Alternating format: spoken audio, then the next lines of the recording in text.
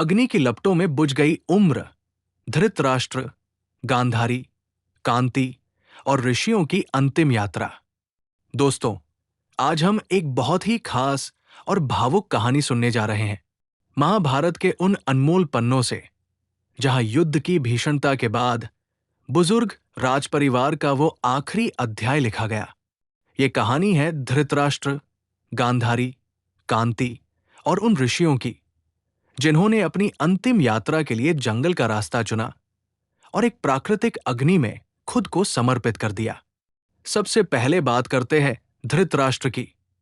वे थे हस्तिनापुर के अंधे राजा, जिनकी आंखें भले अंधी थी, पर दिल में राजघराने की चिंता और परिवार की जिम्मेदारी का उजियारा जलता था।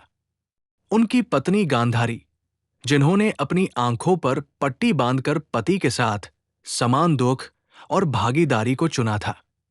ये दोनों महाभारत के युद्ध के बाद उस भारी बोझ से मुक्त होना चाहते थे, जो समय के साथ और भी भारी होता गया।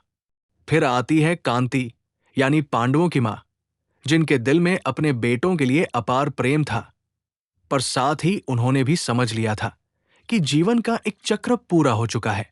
उनके साथ थे कई ऋषि, जो उस समय की शांति और ज्ञान के प्रतीक थे, और जिन्होंने समझा था कि हर चीज का एक अंत होता है। अब बात करते हैं उस समय की, जब युद्ध की आग शांत हो चुकी थी, पर मन और आत्मा में चल रही थी एक और लड़ाई, जीवन के अंतिम चरण की।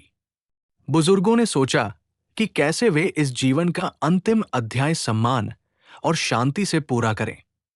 उन्होंने जंगल की ओर रुख किया, जहां वे अपने सांसारिक बंधनों से मुक्त होकर प्रकृति के साथ विलीन होना चाहते थे।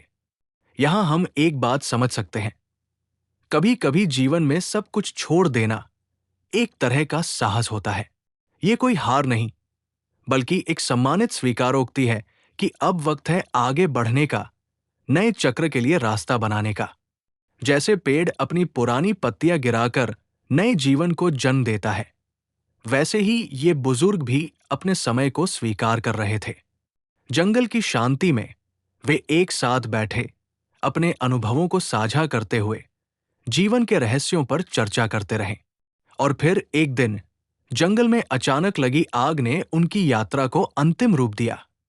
ये आग कोई दुर्घटना नहीं थी, बल्कि प्रकृति का वो नियम था जो हर चीज को खत्म कर नए सिरे से शुरू करता है। ये घटना हमें सिखाती है कि जीवन के अंत को खुद चुनना भी एक कला है।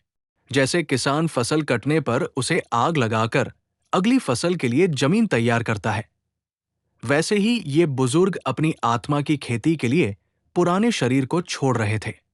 और भी बड़ा संदेश है इस कहानी में त्याग की गरिमा। जब हम अपने अहंकार और सांसारिक मोह माया से ऊपर उठ जाते हैं, तब हम असली आजादी पाते हैं।